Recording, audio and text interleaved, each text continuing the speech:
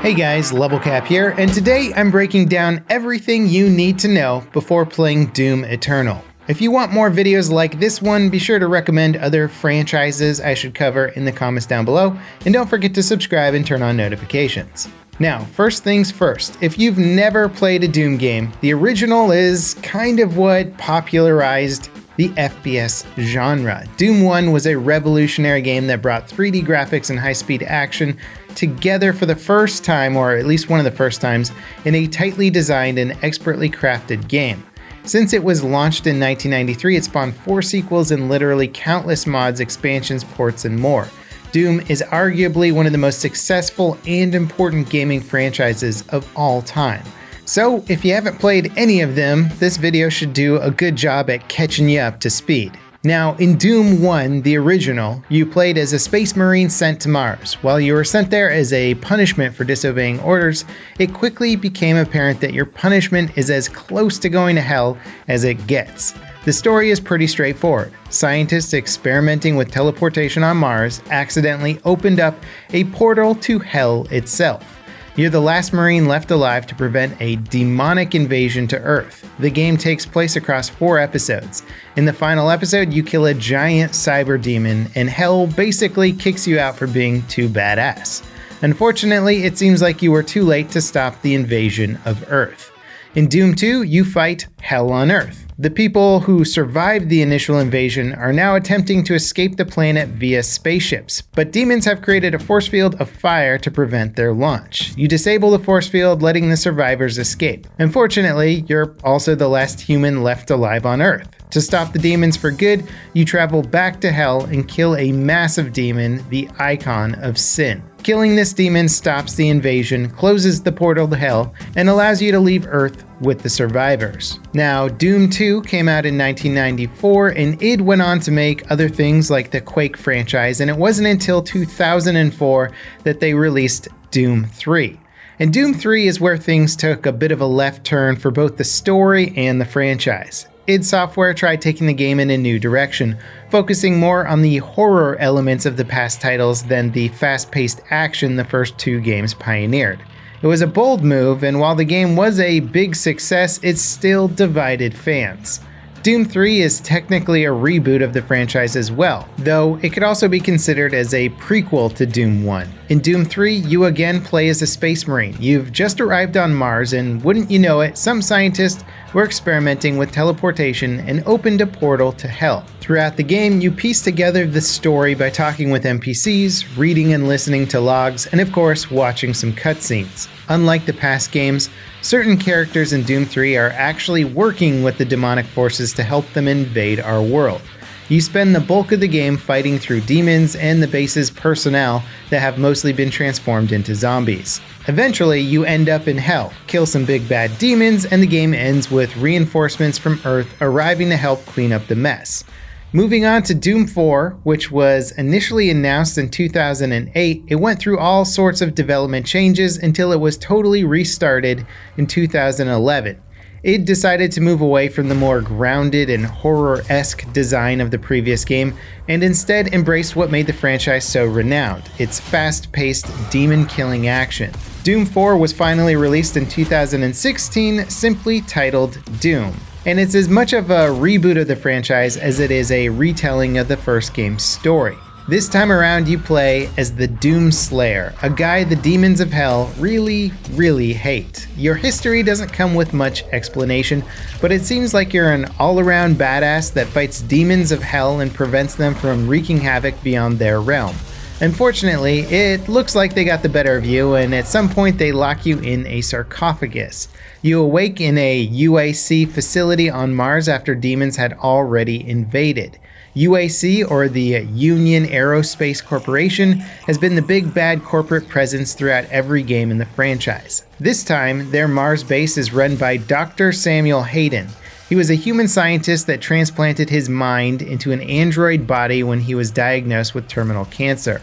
One of Hayden's researchers, Olivia Pierce, decided it would be a good idea to work with demons of hell in exchange for a place among the survivors in the wake of Hell's invasion. Which seems like a pretty solid plan. Who can blame her, right?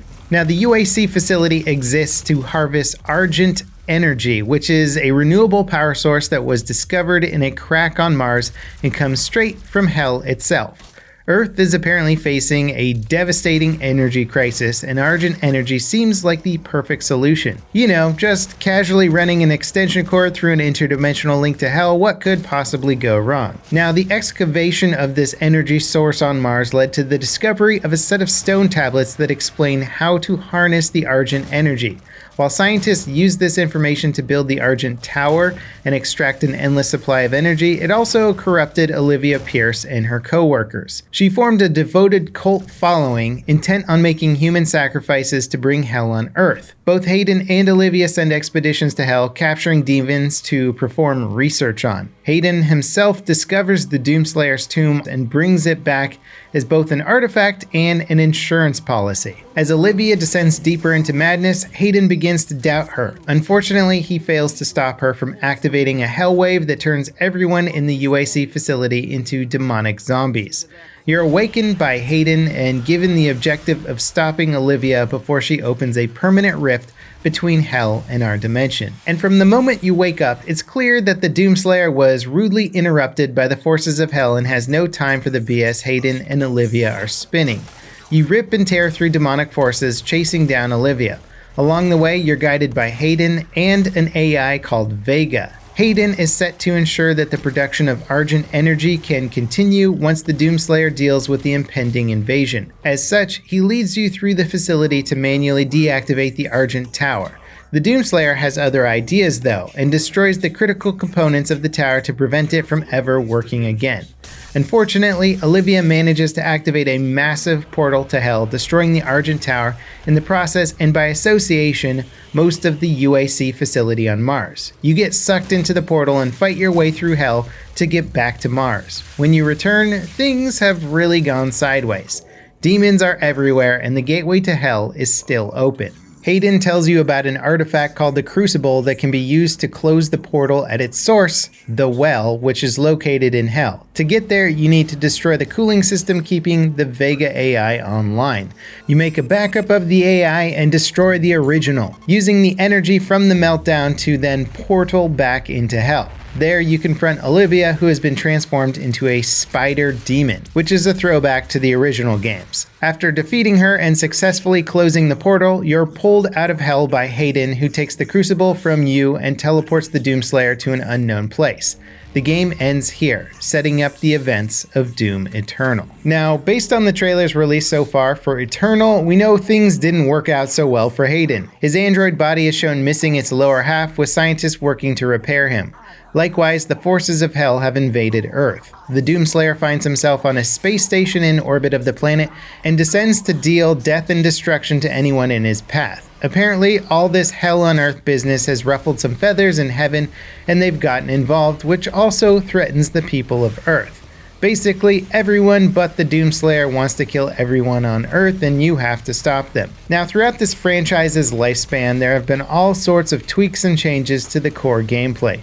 Doom 1 and 2 are pure action, where your arsenal of weapons is your personality. Doom 3 slowed things down a bit, but still made you a living super soldier. Doom 2016 returned you to Doom 1 and 2's core gameplay of pure fast-paced action, but also added the ability to upgrade your suit and weapons and have all these kinds of cool finishing moves. The Doomslayer wears the Praetor suit, a high-tech armored suit that seems to really like being upgraded with Argent energy. Your weapon upgrades range from explosive launchers for your combat shotgun to a mobile turret mode for your chain gun. The upgrades and additional abilities they give you really streamline the gameplay for maximum carnage. The reboot really isn't a convoluted RPG. It's Doom with big guns that make big booms and kind of a fun backstory. Not to mention one of the best game soundtracks I think I've ever heard. It's certainly an experience unique to itself, created upon the foundation of the original Doom games, but updated almost perfectly for modern times. 2016's Doom deserves all the praise that it got, and Doom Eternal looks like it's shaping up to be another excellent game. So, if you guys are excited about Doom Eternal or thinking about it, hopefully this video brings you up to speed and allows you to enjoy a little bit more of the nuance of Doom Eternal once it comes out. Thanks for watching, guys, and I'll see you next time. This is LevelCap signing off.